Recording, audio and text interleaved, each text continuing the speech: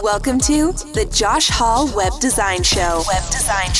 Helping you build better websites and create a web design business that gives you freedom and a lifestyle you love.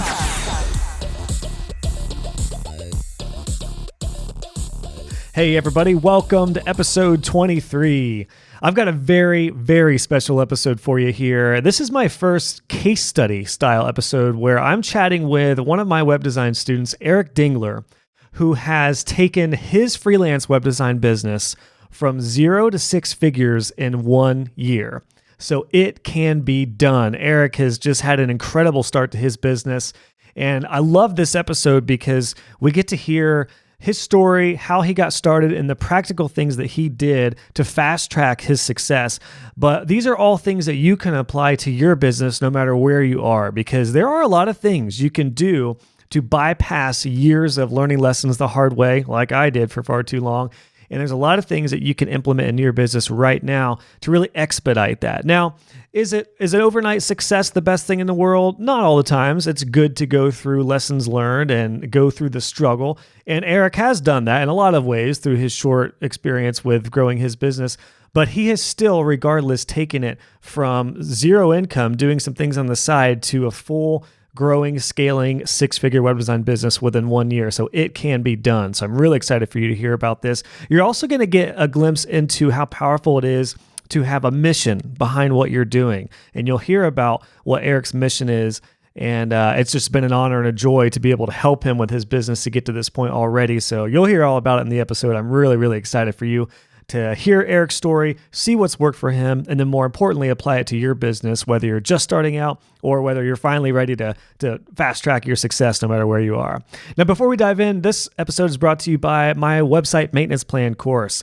You'll hear throughout the episode that Eric actually enrolled in my maintenance plan course first, and it really set the tone for him with having a mindset of recurring income, which, as I've talked about, I think in almost every episode at this point, recurring income is where it's at. And one of the best and easiest ways to build recurring income for your web design business is through a website maintenance plan. So my course will show you everything that I've done in my plan. It'll show you how to set yours up. It'll show you how to market it, how to sell it, how to scale it. And it's got everything you need to be able to build recurring income fast for your business. So check that out if interested. And again, without further ado, enjoy my really insightful chat with my student, Eric Dingler, who I'm just so proud of up to this point and really excited. And again, more excited for you to hear what's worked for him so you can apply all these practices and methods to your business. All right, enjoy. Eric, welcome to the show, man. It's great to have you on. Thanks, Josh. This is very exciting and thrilled to be a part of it. Well, I've been really looking forward to this talk, and I'm thrilled to have you on because you have a very impressive first year of business. You have literally, you're a student of mine, so I got to help you really in the early days, it sounded like, with your business, and I've just seen you explode that thing, man. I can't wait to talk about your lessons learned and what you've done to really fast track your success in a lot of ways. I mean, really, you're at the point right now, a year into your business, where I was probably 4 years in. So, I mean, you've done some really cool things. You've got an incredible mindset, and you've got a deeper mission with all this too, which is really cool, which I know we'll talk about. So why don't we just start off with folks who don't know you, just let us know who you are and what your business is and what you do. Sure, absolutely. And I just want to start by saying nobody is more surprised than I am that things have gone so well this first year. So it has been an amazing journey. So I own Coastal City Creative. It's a web design business, and I'm actually a bivocational pastor. So I lead a church and run my business, and that's what I do. That's awesome. And now let's talk about, like, before you started your business, can you give us kind of the genesis of that? Like, did you start it to make some income while, because you started a church just a few years ago, right? Yeah. Is that right? Yeah. We launched the church in 2016. So it's a story that is pretty common. I started doing web design years ago when I was running a summer camp in Ohio. The camp needed a website. And I figured it out and used, all kinds of programs. There was just a Mac program I used and FTP and all that. And then discovered Elegant Themes, And the first week Divi came out, I, downloaded it and installed it and, used it. And then I drifted away. And then about a year and a half ago, I came back and there was this whole universe around Divi. And it was just mind blowing. And I kicked myself for not sticking to it from the beginning days. But so we moved down here in 2016, like I said, to plant a church. And about the same time, my wife came and said, "Hey, listen, we've got two great kids, but I feel like we're supposed to do more. And so I'd like for us to adopt." And so we explored that and set out on the adoption journey. And for us, we decided international adoption was what we were supposed to do. And that came with a price tag of about $50,000. And so I needed to make some extra money.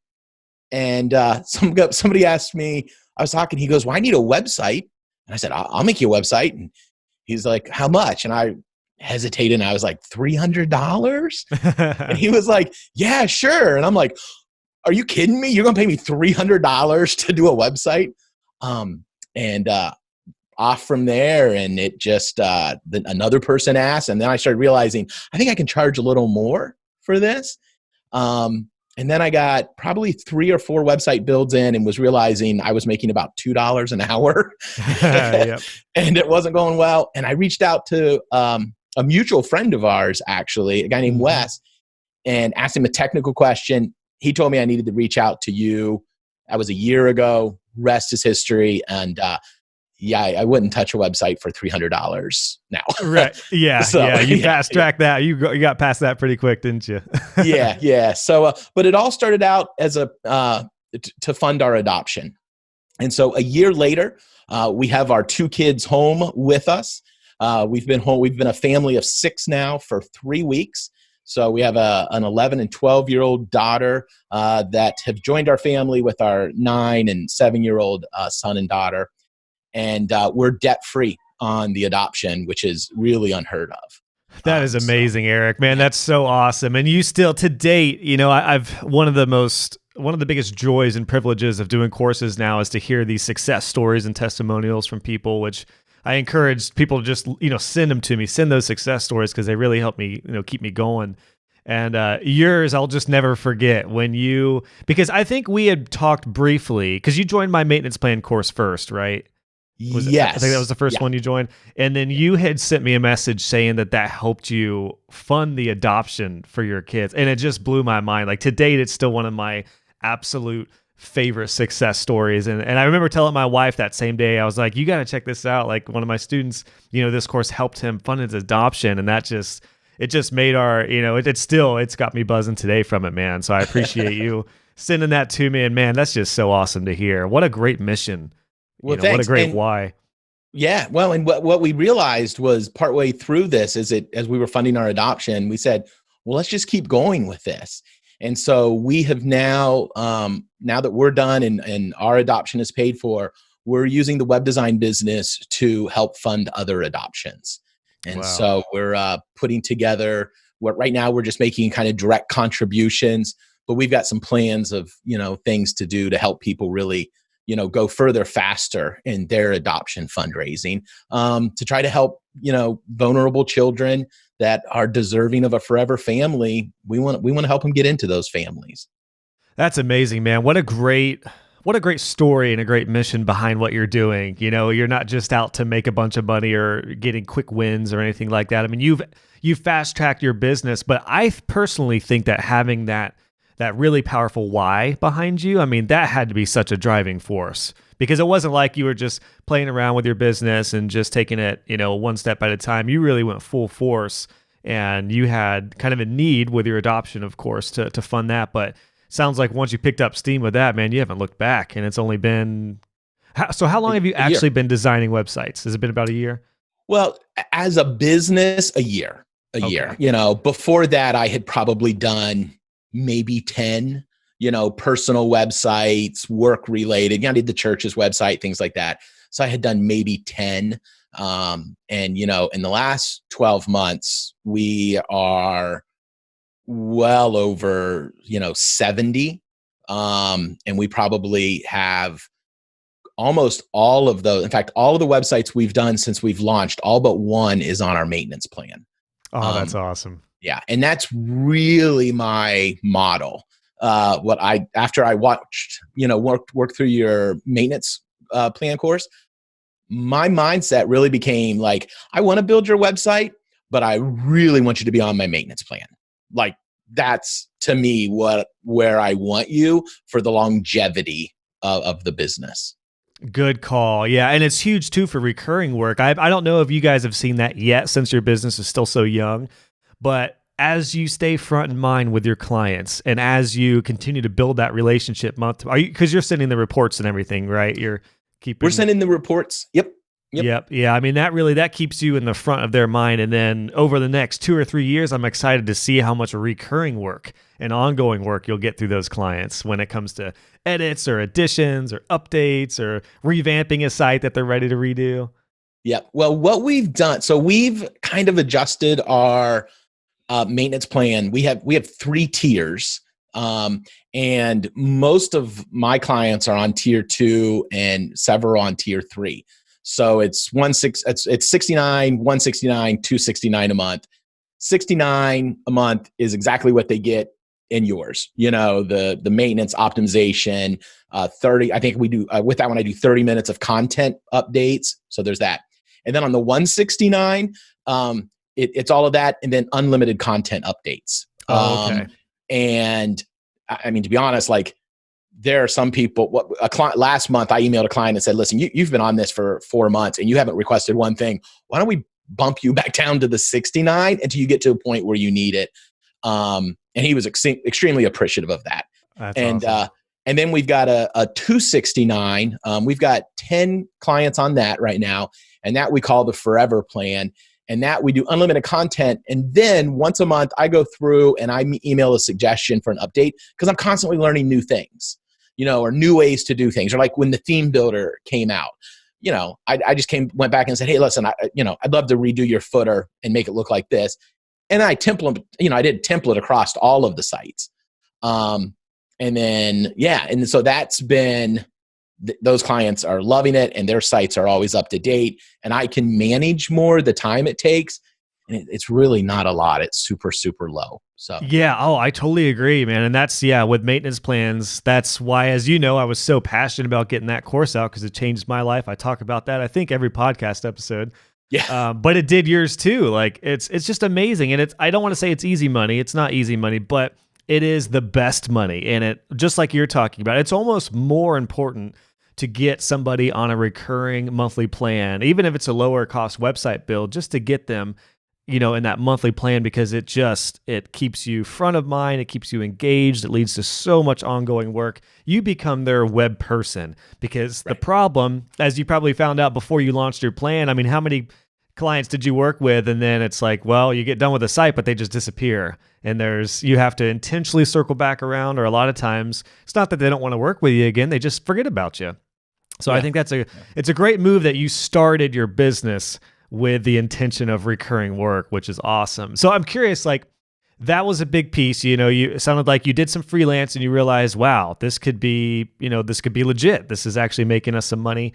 Was the web design stuff becoming a bigger part of your income for your family, or were you still kind of half pastor, half web designer? What did that look like in the early days? Yeah, no, I was full-time pastor and part-time, web designer. And it was literally like before a year ago, it was just, for fun and, if somebody needed it. And it really wasn't for money at all.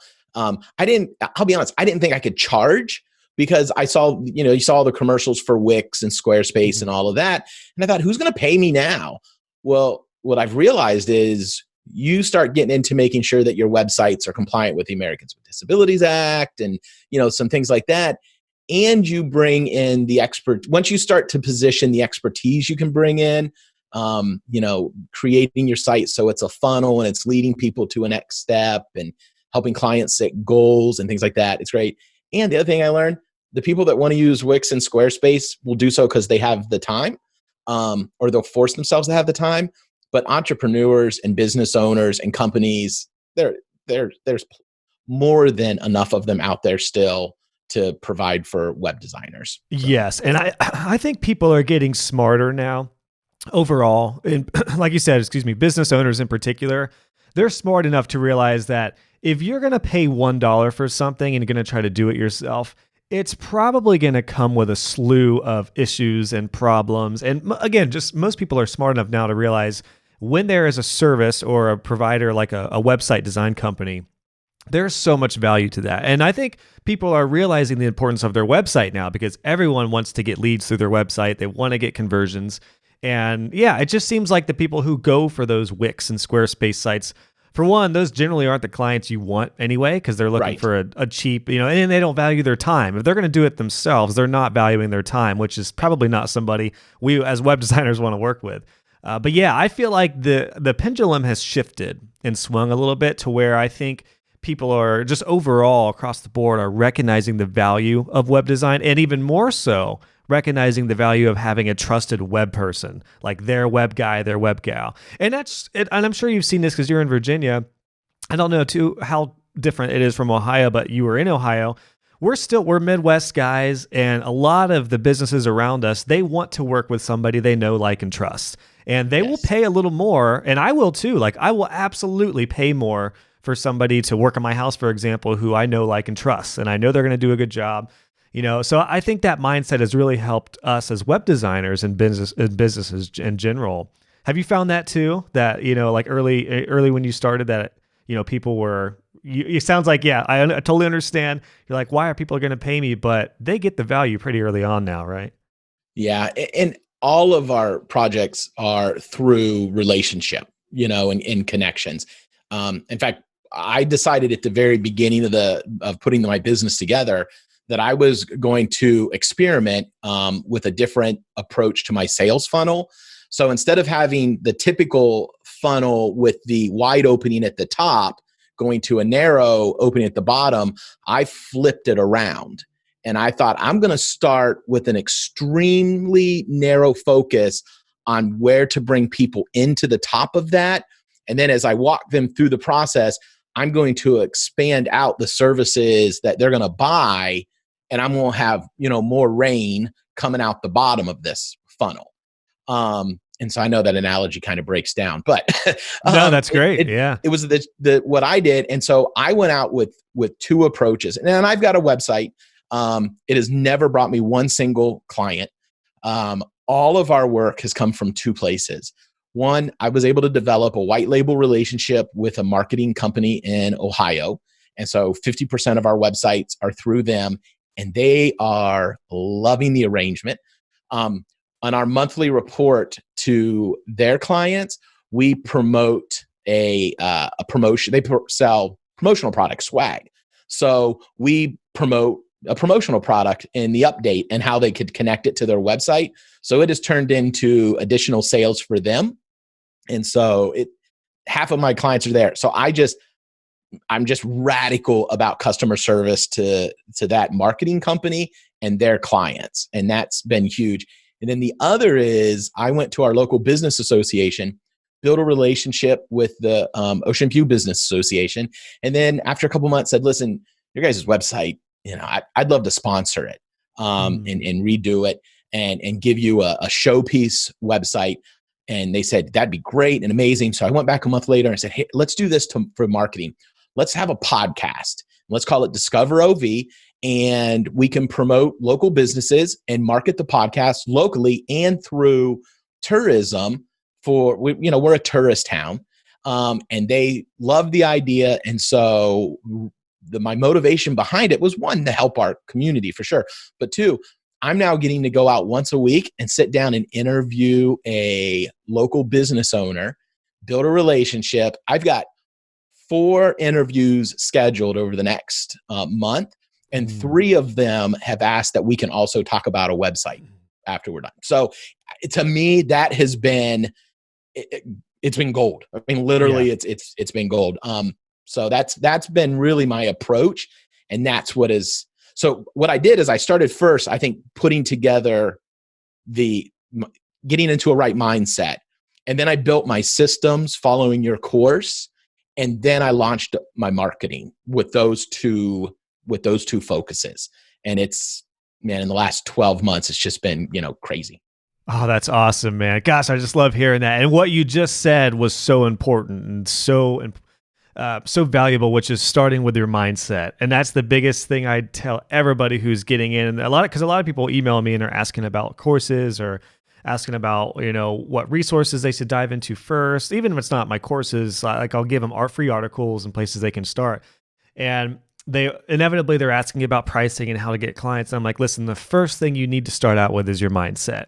You have to be mentally prepared to do this, because it does take some work and, some opportunities and things like that. But as soon as you get one or two projects, that will snowball into a lot of other work. It's going to start referrals, and you've got to be ready to handle that. So I love that you started out with mindset first, and then systems, processes, and then really elevated your business to the next level. Yeah. If we would have landed, our first, 5 clients at the same time, it would have been a train wreck. I had no way to manage that. And I'd have been losing stuff and frustrating them and not delivering on time frames. And so having a system, putting it in place, fighting the urge to redo it, because I get very quickly bored. Yeah. That's why by the time it's time to deploy a website project, I am so over it. Like, I'm completely bored with I want to get into sketching the next one. Like that's where I get excited. Now, I wanted to ask you too, Eric. So when you decided that, look, I'm really gonna go for this business. I'm gonna start my business name. You took my course and you really launched it. Was your headspace as more of the entrepreneur and the owner, or do you like designing? Like, where's your skill set? What did you really pursue when you started your company? Sure. It's starting out, before I heard you say one line, my mindset was, I'm going to, sit with my computer and make people websites. That's what I was going to do. And then I don't know if it was in your course or on a Divi Chat, because when I discovered the Divi Chat podcast and I binged listened to those in my earbuds, like, nice. I don't even know how many episodes I listened to. And I realized I needed to take a break when I started referencing people in there like they were my friends to like my wife. You know what Dave Blackman said? And she's like, I have no idea who you're talking about. Yeah. And I'm like, you don't know them? How can they're around us all the time? And I realized, no, they're just in my ears. But so we it was either in one of those or in the course, and you said something along the lines of, one day nobody wants to buy your job. People want to buy a business. They don't want to buy a job. And I was just like, that's awesome. The thing. I don't want to put all this work into something that then one day is just done. And then it kind of reminded me of this Henry Ford quote I heard one time. Henry Ford said something along the lines of, if the railroad companies would have realized that they were in the transportation business and not the railroad business, they would have been the first ones building airplanes. And I thought that was so gold. And so I really wrestled with, well, what am I really a web designer? Like, is that really what I want to do? Or do I want to build a business that is building digital hub tools, and that's what we're going to do, but I'm going to systematize it so one day I can sell it or bring my kids into it. One day maybe I don't know yet what that's going to look like. And that was the mind shift. That was the hinge point where everything changed for me. That's awesome. Was that pretty early on? Had you already started your business when that mindset really switched? Yeah. Yeah. But that was probably about a month or two in, because I was, really like, I'm going to do this. And then I started researching it, and it just, for the first 6 months, I was getting up at 4:00 in the morning. And I just committed, I'm going to get up, and every day for 2 hours, I'm going to work on my business and not in it. And that's when, I started discovering like Divi Chat. And when I decide to get into something, I go all in and research it as much as I can. I find as many podcasts as I can and things like that. And that's what I did with this. And yeah.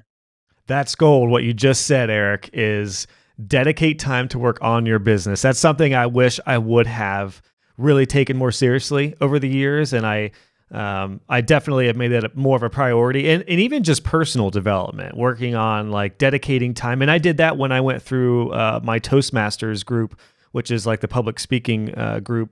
And I dedicated, looking forward to getting back into that because I really want to take that to the next level. But I had dedicated a certain amount of time every couple of weeks to that, and it made a huge difference in every aspect of my business and life. And to your point, yeah, making sure that you dedicate some time. It doesn't even have to be that much per day or per week. I mean, it could be, even just like a half an hour a day just to think about your business, to give your mind time to just switch gears, think about your business. And because thinking is some of the hardest work of all. That's one of the biggest things that people, particularly web designers, once you get going, you're going to find yourself with just constant stuff to do. There's just a never-ending list of things to do. You're never bored. And if you have a decent amount of clients, there's going to be just nonstop things to do. And it's really easy to get into that trap where you don't sit back and just think about your business, think about where you're at, what your services, your offerings look like, where you can improve, how you can improve personally, personal development wise. So I love that, man. That's awesome. I'm so glad you found that early on in your business, because in the start, You've got like a handful of services now. You're doing new websites, website redesigns. You're doing branding like logo and graphics, SEO. You're doing content services, social media, maintenance, hosting, and white label design. So that's a lot of services. Did you add those on kind of one at a time as your business got going? Or what did that look like for you? Yeah, I found people to partner with that can do all of that stuff better than me first, and Beautiful. Then I added it. So just like in the church that I lead, we anytime we launch something, we always find the leader before launching. And so I looked for people to find and develop relationships with. And yeah, and that's the other thing I've realized, and it's been the biggest shift, the next big shift, I should say. I decided at the beginning of the year that I was going to really build a relationship with a designer. I enjoy learning about design, but I started realizing like that's just not where I'm going to bring the best value to the business. And so somebody through your Divi group, Christian, I know he's also taking some of your courses. Him and I are regularly communicating in Slack and Trello. That's so and awesome. He's working for me a lot as a designer. So we've got, I think maybe four projects we're in the middle of right now. And that has been, that was kind of scary because then I started doing the math and I was like, wow, I'm not going to bring home nearly as much money on each of these. But what it did is it created then margin where I could bring on more projects. And here's what I found out.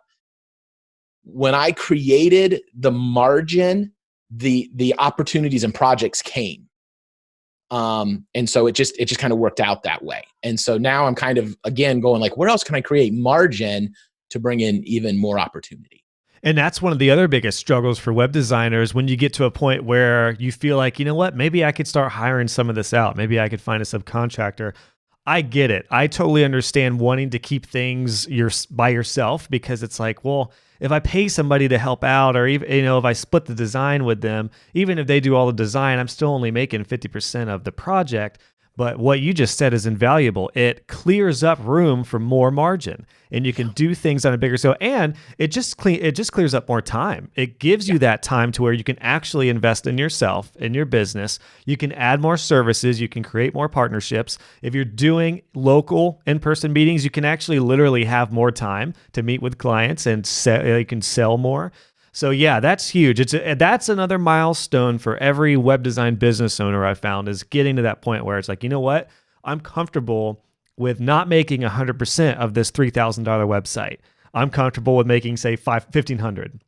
And then with $1,500, yeah, it's like, well, shoot. But that other $1,500 that you would have made, how much time would have been invested in that? And then even just practically, like when you're in a position to where you get loaded up with projects, you just cannot, there's so many hours in the day. There's only so many hours that you can actually work. And that can be a very dangerous position. I know before I started really scaling my business, I had like 23 projects, I think the number was, all at once. And I was like, I don't know how I'm going to do all this. Like, luckily I had just started scaling. So I just, Jonathan, my lead designer, I just threw him right in. Amanda, Noel, a couple of my other subcontractors, I gave them some work pretty much immediately. And this is just before my first daughter was born. So it was just an absolutely chaotic time. But thank goodness I started, hiring that out. And even though I didn't make as big as margins, the trade-off was I didn't have to work 90 hours a week, because that's the other aspect. Is like, yeah, you can do it all yourself. You can take all those projects, but you're going to be killing yourself on time. So I love that you had that mindset. And I mean, you started scaling pretty early on. And yeah, I think you and Christian had met through my business course, if I'm not mistaken. And through your Facebook group, and then found out we were both in the course. Yeah. So and not only that, I'll just be honest, he's much better than I am. I mean, that guy's good. Yeah. And he's the first project he did, I was like, I had no idea you could even do that. Like, that's amazing. Yeah. The quality of my portfolio is going up. I'm loving it. I'm loving it. Right. And so that's really beneficial, but I don't think I couldn't have afforded it if I hadn't built in my maintenance plan at the start. Because now I know, so I have a set salary that I pay myself monthly, and I follow the profit first model by Mike Michalowicz, and that having that set salary and cost, I know now that if I make no money now, next month from a website build, I've covered all of my cost. Because I've got the recurring income. I can budget. I know it's going to be there. I can meet my payroll, my business expenditures. So all of my fixed costs are totally covered. If I didn't have that, there's no way. I'm not sure how I could do it. And that's what's so important for web designers, is to have that recurring income mindset. I think, I did a few episodes back with John Wooten. I think I'm going to probably do a solo episode just recapping the top 10 ways that web designers can add recurring income immediately, just because I think that's worthwhile really diving into for people right from the start. Like, you are a prime example. Instead of going years with just building site after site after site, doing it on your own, you built that recurring income, which gave you the time and financial flexibility and freedom to start bringing in Christian and other designers, and you're able to white label through other businesses. So yeah, it's huge, man. And I totally understand being handcuffed when you're in that situation where you don't have that recurring income, because that's what I like to call the feast and famine of web design. And yeah, maintenance plans and hosting are probably the easiest way to get recurring income, but you're dealing with other avenues now with content services, social media, SEO, and white labeling and some other stuff that are bringing that to you as well, which that's awesome. And now, quick question on those, when those clients, you offer all these other services, do clients, are you referring them directly to your partners and they're giving you a commission or a kickback, or do you do it under your business and then just hire out an SEO person or something like that? Great question. I do it all under my business, under my brand, and they're all subcontractors, that come in and help. They have the expertise, and I don't make a very big profit margins on any of them, and that's okay, because the value it adds to my clients and the convenience, my focus for my clients is convenience. That's the thing we're focused on. I think a business can really, you can focus on convenience, price, or, quality. Now you can do all three, but one of those has to be your thing. You have to own, like Walmart, couple years ago, they tried to get into the online movie rental business, and it failed. Why? Because their focus is low price, not convenience. And so they don't do great in the convenience market. Okay. So for me, my focus is convenience for my clients. That's great. What a really good mindset to have. Because all those are important with price and quality as well, but you never want to win the race to the lowest price point. You don't want to be Wix. Right. Quality is huge, but people will take a more affordable price or a convenient situation Even if it's not the absolute most prettiest website, as long as it's darn good and long as it converts and is, it's interesting how those three balance out, I guess is kind of what I'm trying to say. So yeah, they're important, but if sounds like you focus and you honed in on what you do best, which is like you mentioned earlier, customer service based, user friendly, easy processes. It really sounds like you go above and beyond with your clients, and they'll look past some of that other stuff, or they'll pay more, like we talked about earlier, because they really like working with Eric and his team, and you actually respond to your emails and stuff quick, and they really like working with you. So that's awesome, man. I love that you have all that place. And those partners, did you meet a lot of them through the Divi community, or are there any local people you partner with? What did that look like for you? Everybody I met was through the Divi community. Yeah. Either through Stephanie's group, the Focus on Your Biz on Facebook, her Facebook group, or your Divi group.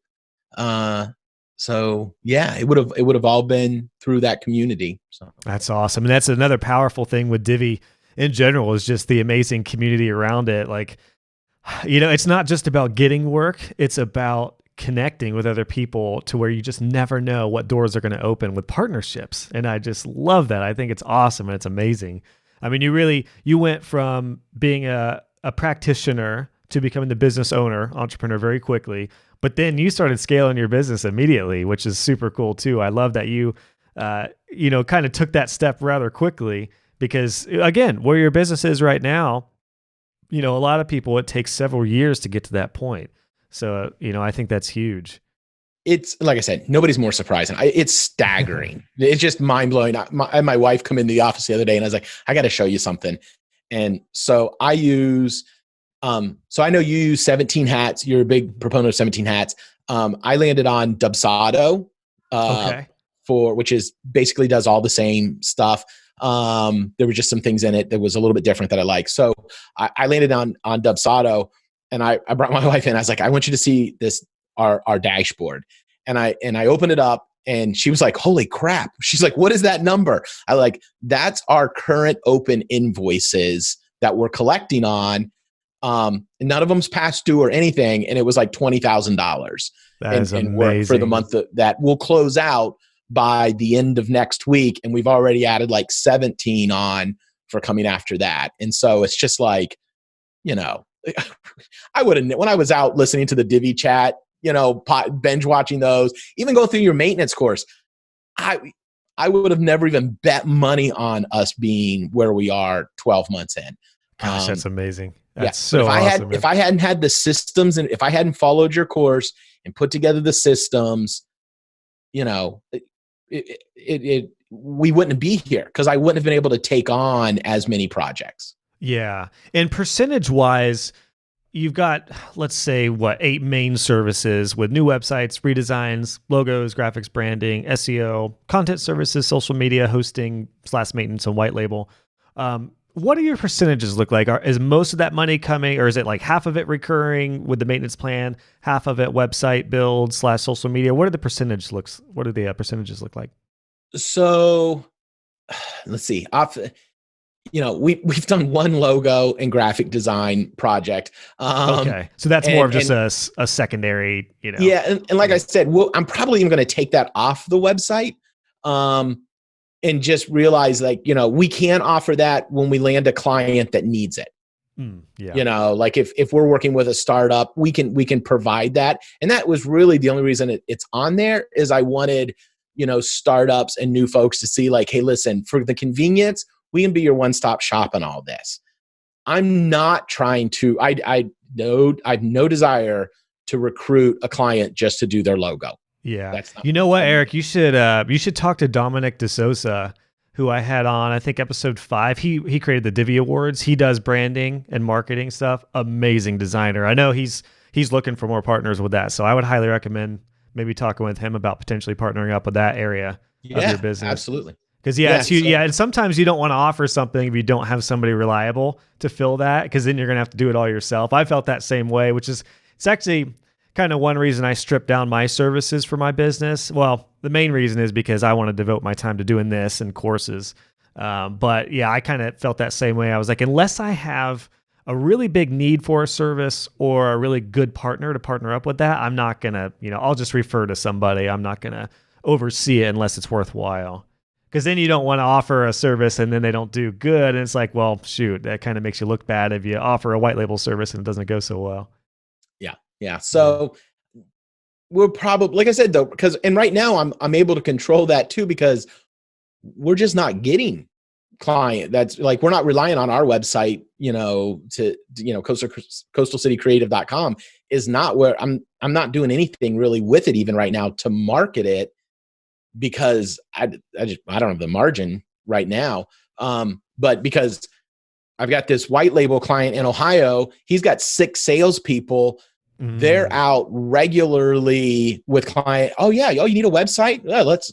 And so like I have an email account with them. So they think they are working with me as an employee of that company. Like I have a branded email address with them. And I know some people are like, but if you do that, then you can't build your own portfolio. Well, technically I have 2 portfolios because I maintain their website. And so I have a portfolio of projects on their website. And then I've got my website. So I actually have 2 portfolios out there and not just one. So that isn't a concern I have with being a white label provider. Yeah. And so, and it's now funny because now I work with Christian, who's a white label. And so he's doing some of the projects are my white label clients. So they're like, we're like double deep, here in white label. I was going to say you're a few rows back now with white labeling. And it's interesting because you are you're white labeling, but you're also a white labeler. So it's kind of interesting that you're on both ends of the spectrum there, which is really cool. And that's the power of white labeling, particularly in the Divi community. It's a very valid model. A lot of business owners just don't want to handle the design and the project management, which is where somebody like yourself or other white label partners. And I did a few episodes back with Gino Kratos about, I'm not sure if you listened to that one about white labeling. A lot of good strategies there too. I mean, that's particularly for designers who maybe are not ready to build their own business yet, but they just want to design websites and get the industry. That's a great way to go. Yeah. But percentages wise, I didn't mean to stray us away from that, is it kind of like, I'm just kind of curious, like where your most profitable services are and what that looks like for you. Web design and maintenance and hosting, hands down. So we're about $8,000 a month now on recurring revenue. And so I know that's coming in every single month. And then the vast majority is website builds.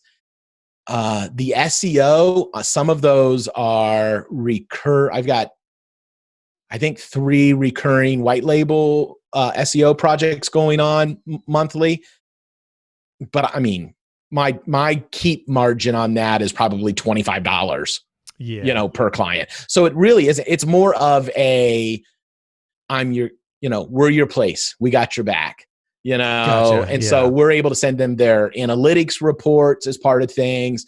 But I do that so I can maintain the relationship to keep their website on maintenance and hosting. A great point. And it's all connected too. Like SEO, content services, all my clients ask about social media. It's just not something I do or really want to handle just because I don't have the bandwidth for it. So inevitably I just refer them to a couple trusted local partners and stuff.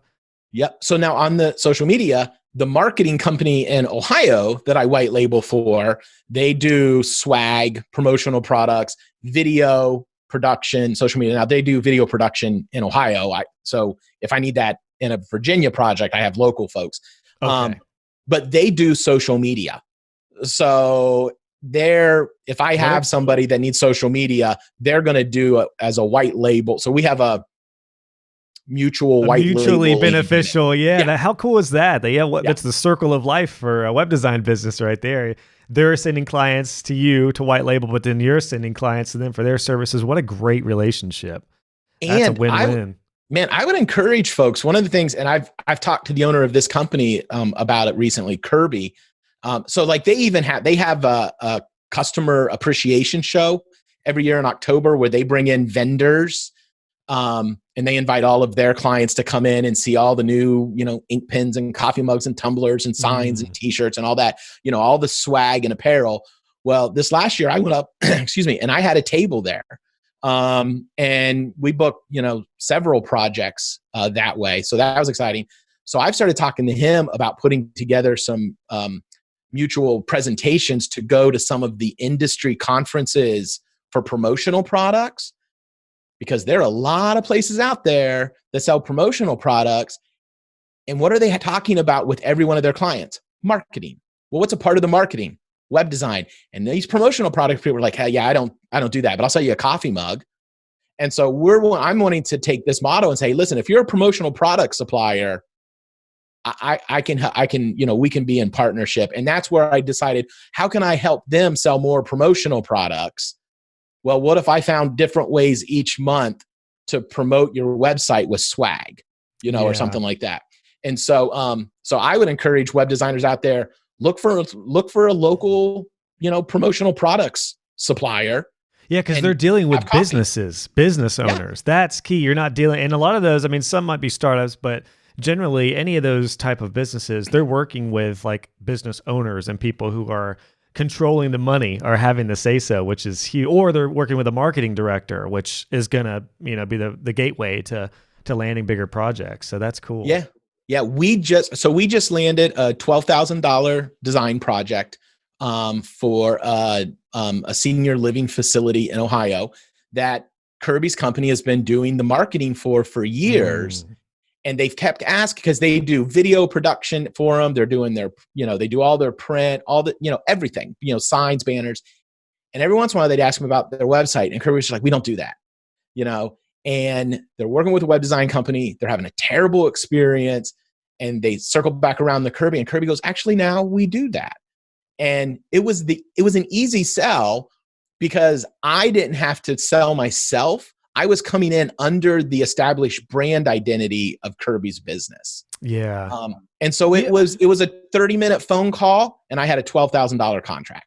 Oh, that's awesome, man. And one thing I was just thinking about offering these different services is, because there's pros and cons to offering a lot of different services. Some of the pros, well, maybe we'll talk about the cons first. The cons are there's a lot more bandwidth to deal with, and you need to make sure you're in a place where you have good partners, which luckily you are. It sounds like you've really surrounded yourself, and you've got into the Divi community. You've got your systems and processes in place to where you can handle a lot of these leads. But some of the cons are, if you offer too much, you become kind of a jack of all trades, but master of none, unless you partner with people, which is huge. Right. So that's the good thing about that. And those are some of the cons. The pros are with having a decent amount of suite of services like you're talking about is, while yes, your majority of your profit comes from website designs, redesigns, and maintenance and hosting. The cool thing about the other stuff is, like you just said, the margins may be small, even if it's $25 a month or $50 a month. At least you are still that person for your client. And the cool thing about that too is all of the things we've talked about, whether it's SEO, content services, social media, all of our clients have those needs. So to be that person who is like their trusted digital marketing web person, that is huge. And then, if you can keep it under your business and just white label it, that elevates you even more, because any question or any need they have, that's more money in your pocket. Because if they're like, hey, we want to do social media, and then you either do it internally or you can sub that out, that's gold. And again, even if it's a small margin, it's still worthwhile. And let's be honest, if there's a small margin on SEO, maybe you're making $50 a month on that. Maybe there's content services, maybe that's an extra $50. Social media, let's say that's $50. Well, there's an extra $150 a month just in that one client of recurring income. So it all adds up, which is, I think, is a very valuable concept when it comes to offering like a suite of services. Absolutely. And so I have a VA, a virtual assistant, Cam. She's amazing. She totally handles everything in Managed WP. So we use that to, for our maintenance plan. And it's a little more complex because we have two accounts, because I have all of my clients in one account and all of Kirby's clients in another. So that for the branding of the reports, there might be a way to do. You can do it now. Yeah. No. Okay. Because you probably saw my course, like the way I do it with my white label, because I only have one white label account, one client, but we just have them tagged separately, and those reports still come from us. from In Transit. I know you can brand those out, the reports out. I'm not sure if you can brand it with different company stuff, though. Maybe there's a way that might be worth asking support. But either way, I mean, still, it's dirt cheap. The way their pricing works, it doesn't matter because it's a per service, per site pricing model. So it does. But anyway, Cam, she's in there, and she does all the reports and all of that. She does a great job, and I pay her $100 a month, and those little side project things, that's paying for my VA. So it all it totally works out. Yeah, that's great, man. You've really got a good set of not only the suite of services, which I think are all probably where most web designers want to get to where they can manage this. But again, going back to the pros and cons of offering a lot of services, the trick is you have some people you can rely on. And that's the problem I see with one-person businesses who offer all this is, first of all, they just can't keep up with that amount of work. And second of all, they just can't keep up. But all that stuff changes dramatically. Like web design, as we know with Divi, there's updates, stuff changes constantly. SEO changes constantly. Blogging and content services is probably the most stable as far as like the way Google wants to see sites with HTML structure and stuff and blogging. Like that's pretty much, that really hasn't changed at all over the years. But social media, oh my gosh, social media changes constantly. Maintenance and hosting, it doesn't change too much, but I guess all that to say, yeah, if you're going to offer a lot of suite of services, really good idea. Just make sure you have the bandwidth to either handle it or sub it out and make it worth your while. Well, and I think then as the business owner, I can focus now more on tracking with things like, how do I set us up to be able to make a promise and deliver on a promise that we're going to make your site compliant with ADA. I just had my first conversation with Christian the other day, and we're starting to talk through like what's coming down the line with dark mode. Like, are we going to have to start, building websites in two color variations? Like, what's that going to look like? Also starting like, like all the new privacy policy stuff, and then I can look for a solution like, term like GDPR and all that. And all of that kind of stuff. Well, I can either work and and keep up on all of that kind of stuff and continue to position our business so we're competitive in all of those things, or I can put all of my time into learning how to use every new button and switch and feature in Divi. Well, where am I going to? Divi is just my tool right now. It's all we use for lots of reasons, but I'm not going to die with Divi if it starts losing the game. It's just my tool. But all of these other things really determine the tool I use and how we use it and our brand promises and stuff like that. So as the business owner, for me to be able to handle, I need to focus more of that. And I still play around in all the sites, things like that, because I want to know the possibilities. Sure. So yeah. And it's important to have a pulse on, design and what's happening and all that. But that's a really good point you're hitting on, which is, and this is what I found out with myself when I transitioned from practitioner, designer to business owner, is while I was working on all the sites and doing everything myself, there were all these other tasks and all these other roles in the business as the business owner that nobody could get to, that nobody was doing because I was busy designing or I was busy fiddling around with a CSS issue or something like that. And I got to that point once I started scaling my business, and thankfully Jonathan, my lead designer, did a really good job at really again, I just kind of threw him in. And then similarly with you and Christian, I saw one of the designs he did and I was like, wow, that's really good. Like I gave him the information, gave him some room to just do his thing, and it was awesome.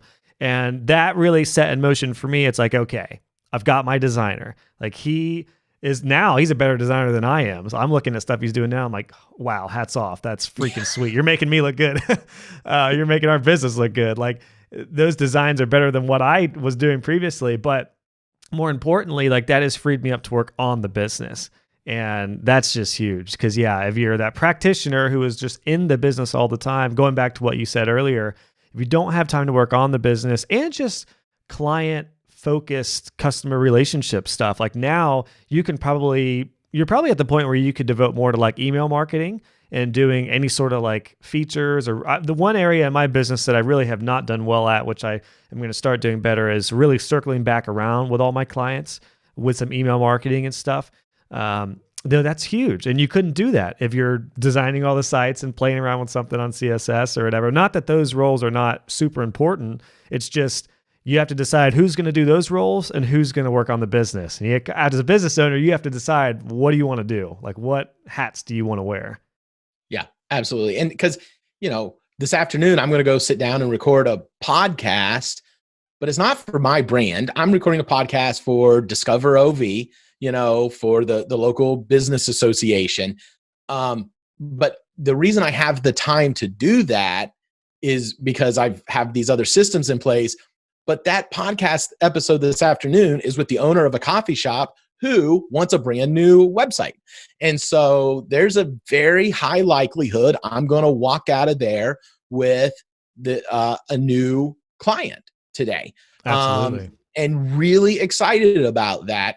But I'm going in there to do this other thing that's helping our community.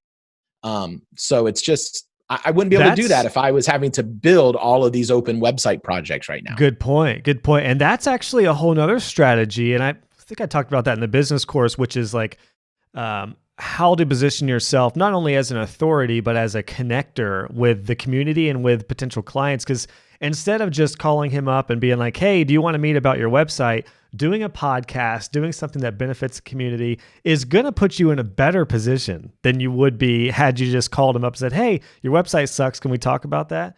Like, what a valuable way to go about that as far as just being a community-minded connector in a lot of different ways, which that's the best sales tool right there. And you get to multi-purpose your content because now you have a podcast that other people are listening. So it's not like you met with him behind closed doors and then your whole conversation just happened between you two and that's it. It's gone. Well, now you have something that is repeated over and over and over, which is another great strategy that's completely off topic than this, but that's something else to consider.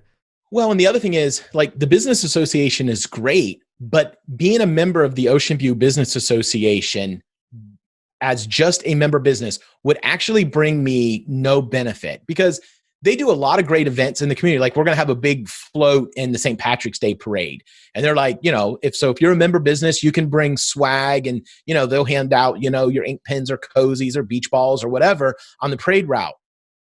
The average family on the parade route is never going to hire me, because they don't need, I'm a business to business. And so while I wanted to be a part of the business association, I looked at it and said, well, what value outside of education? And that's important. And networking, that's important. But how can I turn that into money? Mm-hmm. Just to be kind of blunt and crass about it. That's what I needed. And so that's where it led to, and I think it was Gino I heard he didn't do the podcast, but he had kind of the same thing happen with a Chamber of Commerce. Yeah. Mm-hmm. Yeah. And so that's where I got the idea when I heard that. And he was also a bivocational pastor. And so I reached out to him on Twitter and we talked for a little bit that way. Oh, cool. And just like that kind of was where that idea came from. And then one of my leadership axioms is wrestle with the principle behind the practice. So when you hear of somebody having a practice or a thing they're doing that's working for them, the first thing you need to do is wrestle with, why is it working? And now how do I contextualize that for my unique environment? Instead of just trying to copy it, because just because it worked for them doesn't mean it's going to work for you if, based upon the different circumstances, stuff like that. So I took his idea, wrestled with it and contextualized it here. And like I said, it's been, oh my gosh, I wouldn't have, I probably have got 90% of my clients have come from both the marketing company in Ohio and the business association here. And they're split 50-50. Mm-hmm. So I would only be 10% of where I am right now if I hadn't done this. Yeah. Well, and you've devoted your attention to those two. Like, you could do more marketing, but shoot, if it's working with white labeling and if it's working with your local communities and local connections, by golly, go for it. That's Yeah. that's a lot cheaper. I mean, it's more time intensive in some ways. Well, the local stuff may be more time intensive, but face to face is always the best. Face to face conversions are gonna, trump doing social media marketing to random people who don't want to see what you have to say. It's absolutely the way to go if you can do it. But white labeling is a good way to do things remotely. So it's awesome to see that you're doing kind of the best of both worlds. It's cool. really worked out. It's kind of cool. Somebody told me the other day, they was talking with a business owner. He's like, so you've kind of become the voice of Ocean View. And so I thought, well, that's kind of cool. And it is neat to be, we've reached a point now doing this for a year that I've met so many of the business owners and things like that we can be out and around in the community. And we're almost always running into people we know now. And we're building relationships with people that are like-minded, and our kids are starting to hang out with their kids. And it's just made the quality of our life here better. Oh, sure. Yeah. Particularly since, you guys are still fairly new there. It's not like you lived there all your life, handful of years now. Now, I'm curious, Eric, how are you managing all of this? Like, what does your time look like? You have 4 kids now, which again, that's just so awesome. I love hearing that the adoption went through. And again, it just makes it, it just completely changed a lot in me with my courses to realize how, I don't know. It's just amazing to see that come through and to see how what I've learned in my experience has helped you with that. It was so gratifying, and I just love that you shared that with me. And that's awesome. And I'm just wondering. I just want to be direct and say, it literally, your courses and material literally has changed the direction of the life of these 2 kids, because it positioned us financially to be able to give them a forever family. And so we can't thank you enough. It's amazing. Oh, well, thank you for that, Eric. Man, that is just so incredible to hear. And it just makes all the hard work I put into this endeavor worth it. Not only just, providing for my family, but to hear that like this. And that's one reason I just love what I'm doing right now with this, is because it has those much more deeper impacts. I realize what I'm doing now. I felt very fulfilled helping clients because it was growing their businesses and helping their families and stuff. But it's even more gratifying now to hear that kind of situation where I'm helping other people who are in my situation a handful of years ago and helping their families. So thank you so much, man. I just love hearing that. That really, I'll never forget that, man. That was one of the best days of this endeavor, was seeing that come through. And I'm just like, you've got them now. You got 4 kids. You're a pastor. You're a business owner. You're really involved with the community.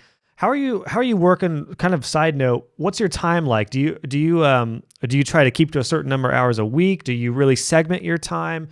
Because that's a lot of stuff, man. I'm impressed that you're able to handle all that. What's that look like for you? Sure. So I divide my time between the 2. So with the church, we have a co-lead pastor. So our church has gone from about 18 people to close to 300. And so we've just been, blessed there. So I'm the teaching pastor. And so I've got this co-lead pastor. So we alternate teaching, a series. So I'll teach for 4 weeks. He'll teach for 4 weeks. And then I focus on communications, our website, social media, all that kind of stuff for the church. So it's kind of, right there. So I give about, 25 to 30 hours to each endeavor, Okay. So the business gets about 25 to 30. The church does. I'm an early riser though. So except for, Monday morning, because Sunday's game day, and that sure. Yeah. That's all pastors' stories, right? Monday's the Saturday for pastors, right? Yeah. Well, for me, my Saturday is still my Saturday, but I sleep in on Monday, but by sleep in on Monday, I mean till 6:37. Oh, wow. But I just develop, I'm still between 4:30 and 5, I'm up working for a few hours. The kids get up. I work from home. I'm in my home office. So we have breakfast together, and then I come back to my office. I do a lot of work this way, remotely. And then, and so I just have a team of people. And so a lot of my time is managing, Slack and Trello and email. And I take no meetings on Wednesday. Wednesday's a meeting-free day. Nice. And, Friday is kind of safe for cleanup day. And I tend to only do meetings Tuesdays and Thursdays. Those are good meeting days too. That's the same thing with me. I actually try to do the same thing with calls. Like we're doing this on today's Tuesday. So all my days are mixed up right now with having 202. But yeah, it's the same thing with me. I found that Mondays can be an okay meeting day. However, when it comes to our services as web designers, I feel like a lot of business owners are thinking about, like they're getting caught up with their own clients to where Monday can be a little jumbled. Usually by Tuesday, they're kind of settled into the week and then they can focus on their business. Wednesdays are usually okay, but to your point, like it's good to have a day in the middle of the week to just clear it out if you can. Thursdays are another great meeting day because it's like they're wrapping up the week. They have a lot of stuff that they've either built up and then they can talk about it. And Thursday is usually good too because they're not completely burnt out from the week yet, like Friday, but they're still like they're on fire to kind of wrap up strong. And then Fridays are typically, it seems like those are the worst meeting days just because people are done. My networking group meets really early on Friday mornings. We meet at 7:30. Well, really early to me, probably afternoon for you at 7:30 in the morning. But generally after that, that's kind of my day to same thing, kind of clean up. Sometimes I'll work on content that I actually love Fridays because I generally try to work a half day. I try to stop about 1 or 2 to hang out with my family and stuff after that. But here. Yeah, like those are kind of the good day to kind of wrap up the week. Maybe do a little bit of planning. I tend to kind of jump on Sundays periodically just to catch up with Jonathan. And Jonathan's 16 hours ahead of me right now in Australia, so he's got questions Monday morning. I jump on to kind of plan out the week. But yeah, that schedule and that idea of kind of structuring your week and your time segments, I think that's huge. That's another big thing that a lot of people struggle with because a lot of people in your position it's going to be hard it's going to seem like it's impossible to build a business like you have in a year. But you're doing that while being a pastor and adopting. So time management, structuring your schedule, obviously being an early riser, what a pro that is because the house is probably quiet. I imagine you get some of your most productive segments in early, right? Well, yes and no. The first, hour of my day is I'm sitting in what I call my thinking chair. Nice, got a thinking chair. And for me, that's I have some personal routine, morning routine. So I'm gonna read my Bible. I'm gonna spend some time reading my Bible and just reflecting on that. And reading using a Bible study app or something like that. And that's not sermon prep time. That's just me personal. I got to get me better time. Nice. And then I shift over to in my thinking chair, thinking about my business and the day and, kind of like, so Monday is very much a church day. By the end of the day, Monday, I have my sermon for the following Sunday. If I'm preaching that week, like I have it, done. I have all of our announcements, done. I design all the slides and graphics and all that. So I put all that together because then the rest of the week, I've got a team that needs that. A proofreader that proofs it, a worship leader that loads it all into our graphics computers and all that. So to set my team up for success, I have to have all of that done Monday. Okay. So that happens there. And so, so it's just kind of regimented out that way. But my morning time is really, it's quiet. I can think, and reflect. And once I crack that first email open, my mind is going. Yeah.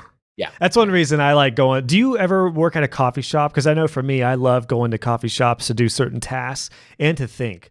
A lot of times, particularly like when I'm writing a course and laying out a course, I can never do that in my home office. I get way too distracted. Yeah, I don't know whether it's just because I get not complacent in here, but I try not to stay in my office too much.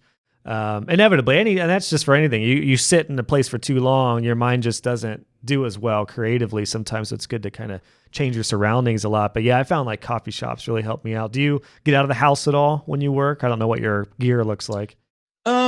Sometimes, but for me, so I happen to be legally blind. So I've low vision, and working from, it's just much more convenient to have my large monitor. Gotcha. To work. And so, but yeah, I've got a couple standing meetings throughout the week. So our church is an hour from here. And so I only tend to go to the church twice a week. Now this is all seasonal too. Like there are times where we have another church that we're merging with right now. And this last Sunday was each of our churches last Sunday as individual churches. And this coming Sunday is our first Sunday as a new church. Ooh. And so I'm going to be over there a lot this week because there's just a lot going on. And then like Easter, Christmas, these are busy seasons. And I never know when I'm going to get a phone call for somebody needs me in the emergency room, or I have to do a funeral or something like that. So I always have to have that built-in kind of flexibility ready to go. So I tend to just work in my office, except for when I have standing meetings out. And I've got a standing desk, so I can raise and lower it. A couple weeks ago, I got a treadmill added to it. I love my new treadmill. That's been cool. So yeah. And when my door's open, my kids can walk in anytime, which has been very helpful during bringing our adopted kids home. We eat breakfast, lunch, and dinner together as a family. And I'll be honest, if it's a nice day, we may grab the beach chairs and a fishing pole and head down to the beach. That's awesome, man. And do you have a policy, like if your door is closed, your family knows you're doing a call or a podcast? Because that's kind of what we do. Like I let my wife know, all right, or she sees the schedule. Okay, I got a podcast call. Don't bother daddy then. Can't quite tell my toddler that yet. It's going to be interesting as she becomes more like, banging at my door. She's not quite like, she knows where I am, but she's not quite at that point where she's like knocking on my door yet, but I feel like we're right around the corner from that. Yeah, we started out, because I've even before I had the business, I've been a work at home person. So we started with a little stop sign that I would tape on the bottom of the door and have that visual big red thing. Shh. So that helped when our kids were toddlers. But at this stage of life, they know. But I mean, it's very rare do I have to close my door unless I'm doing something like this. Yeah. Yeah. Well, Eric, this has been incredible, man. I've loved getting a chance to actually talk with you. It's funny, as a course creator, I see so many emails and message a lot of people, but getting a chance to even not personally face to face, but actually just screen to screen, get a chance to meet you and talk with you has been really, really cool. It's been awesome to see your journey. I was trying to sum up your path in this first year to kind of put a cap on this episode, because we really covered a lot of good information. Is it safe to say, and the way I'm thinking about this is you started out, you did some freelance, you knew there was some validity, to your business. You started with your mindset, you focused on recurring income, you built your business around that. You started adding other services. You built partnerships within the Divi community, within your local community, and you really took the next step with offering more services. And then you were constantly learning, leveling up personal development wise, becoming the business owner, and then you started scaling. Brought in Christian, and you're working with other people as far as the white label stuff. I mean, that all combined. You built your business up to 6 figures in a year. Is it safe to say would you add anything else into your journey? I guess that's my question. Do you have maybe even a final thought as to what you did to really fast track your business, or what you would recommend others do as well? Yeah, I'd recommend, start with the end in mind. As Stephen Covey would say, get the right mindset. What are you setting out to do? Get your mindset, and then build your systems. Get it in place. How are you going to do it? And build your systems for the next phase. Build your systems for as far down the road as you possibly can. That makes sense. And some of your system, you're going to be like, this seems like ridiculous. I have this. I'm not that big yet. You're going to need that system to be in place to get there. So identify the systems you're going to need, the ones you can get built, build them phased up, and that's cool. And then attack, with your marketing and your plan and stuff like that, and decide how you're going to do it. You're going to be large funnel to narrow, and you're going to cast a wide net, and you're going to try to do a lot of, marketing and email, campaigns and clickbaits, and, and add value to people through a downloadable resource. And that's all great. That's just not, it's just not how I'm wired. And so I decided to flip my funnel and thought, what can I really focus on that's relational? And then find your partnerships. And so, yeah, Which is convenient. Marketing. Would you say that convenience is kind of your first, like that's the start of your funnel is customer care, convenience, I would say and then that kind of expands? No, I would say the start of my funnel is my marketing client relationship and the Ocean View Business Association. Okay, gotcha. Like, where am I? Who are my? So here's the thing. Identify your gatekeepers. Unless you're going to go directly into to attract your ideal clients, that would be a wide funnel approach. A narrow funnel would be you're going to work through gatekeepers. So I'm working through gatekeepers. Who has the relationships with the people I want as a client? And that's who I marketed through. So I guess that would be kind of how I would describe that.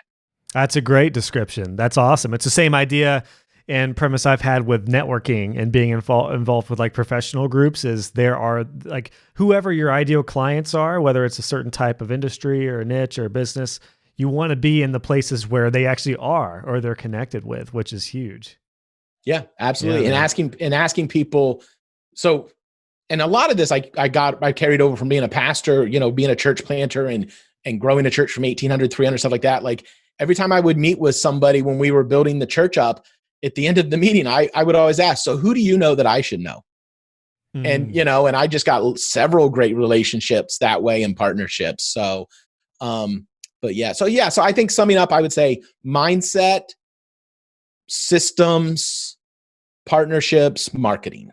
That's great. That's great. And it sounds like your experience, it's another great example of how a completely different experience translated to the web design world, which I'm all about. I love that what you experienced as a pastor, you brought that right into your business, whether, being people-minded, having a purpose, doing things off of why, your business really started out with the adoption, which again is just so awesome. So yeah, that's really, really cool, man. I think that's a lot of great takeaways that people can apply to their business. And, a lot of people are going to want to hang on to the freelancer role. And I talk about this in my business course. You're either a freelancer or an entrepreneur. Most people will graduate from being a freelancer to becoming an entrepreneur, but there's no rush on that. Like I encourage people, like if you're not ready to become an entrepreneur, big business owner yet, that's okay. Cause I was in that same boat. I don't regret. In some ways, I wish I would have done things a little sooner, but I enjoyed being the practitioner of my business for a long time. I was never out of control until I got to that like 23 clients at once, or 23 projects at once point. So, it's okay to be that freelancer, but I feel like as soon as you get to that place where there's a call or there's a feeling that you have that like, I can't do this all on my own, or you're ready to level up, everything that we've covered. But basically, I would say, look at Eric's story and do exactly what Eric just said in this podcast, because it really is. I mean, they're good universal topics that anyone can apply, which is great, man. So I'm really excited for you, Eric. Can't wait to see, what you've done in 1 year. Just think of what's going to happen at the end of 2021. Give it this year, next year. Holy cow. Yeah, it's very excited. Our kind of long-term goals here is we're trying to figure out, if we're going to set up a 501c3 we're going to start funneling the financial resources from the business into to fund adoptions, or my accountant's just been like, dude, just bring the money home and you and your wife just have fun giving it away. There's nothing wrong with that. So we just may do it that way. And just try to, just have fun, blessing the socks off of people. So we'll see what happens. You could also promote that in a way too, if you set up some sort of donation funnel. Like I know we need to get we bought a Honda Odyssey van a few months back, and we need to get some new car mats. And we're looking at, what's the it's like the most expensive car mat. I forget what it's called. Yeah. I can't. They're like plastic, real hard plastic. Yes. Yeah, they're industrial grade or whatever. But people are yelling at us right now. The answer, just so you know. I know. That's I'm gonna listen back to this and be like, duh, it's that one company. But anyway, that company, the owner has a golden retriever, and we're a golden retriever family. We have a golden, and we just love her to death.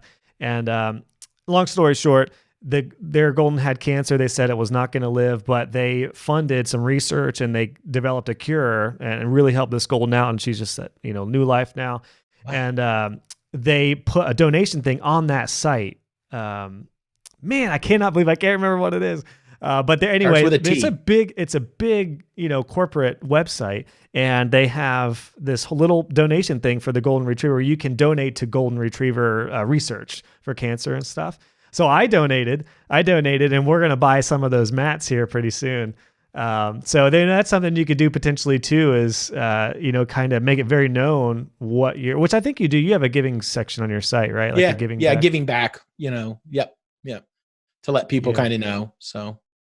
Yeah, something, just kind of making it known like what you're passionate about. And that can lead to a lot of clients too. Like if somebody finds out you're passionate about that, who knows, maybe there's a potential client that's like, oh, we adopted, or we're thinking about adoption. That's a great way. Not that you want to utilize that just for business or profit purposes, but it is sharing what you're interested in and what you're passionate about. It's a win-win. There's no reason not to do that and add some personality to your business. Yeah. And if nothing else, my preference would even be, it might inspire someone to go, hey, maybe we should become foster parents. Maybe we should adopt. We have the capacity to love a child that needs that. Like we could do that. And, there are children that need forever families, and people need to step up to the plate and do it. So I would rather my story inspire someone to do that. Right. And by the way, it's WeatherTech. That's the company we were thinking. WeatherTech. I just looked it up. And WeatherTech, because they have a bunch of, like, if you go to their website, there's golden retrievers all over the place. So I just love it. That's funny. We just bought a Honda Odyssey a couple months ago too. So. Oh, nice. Yeah. Welcome to the club. Yeah, you had to with four kiddos now. I got to make some room. Yep. Awesome, Eric. Well, man, thank you for your time today. I know you are a very, very busy dude. Again, I just want to reiterate what a joy and just a gratifying experience it is for me to see how far you've come, and thank you again for sharing, all this, the benefits of what I've offered in my experience to you. It just makes my day every time I hear that, man. So thanks so much. I think this talk is going to be really valuable for a lot of people in your position, like Eric from a year ago. And man, really excited for you. Excited to see where things go as you move forward. Thanks, John. And again, thanks for investing the time into putting those courses together to help me go further faster to bring our kids home. That's awesome, man. Absolutely. Been a pleasure, Eric. Awesome, man. Thanks for the great chat. I'll see you on the interwebs here. Sounds great. All right, man. See ya. Hey guys and gals, just wanted to pop in with a couple things before you head out. If you enjoyed this episode, please consider leaving a review on iTunes or wherever you listen to this podcast. I would love to hear your feedback, and it will also help other web designers find the show. Be sure to check out the show notes for this episode. Just go to joshhall.co, click on podcasts, and search this episode number, and you'll find all the links, descriptions, and resources we talked about. And if you haven't already, make sure you subscribe, and you'll be notified when the next episode is live. Thanks again for tuning in, and I'll catch you guys on the next episode.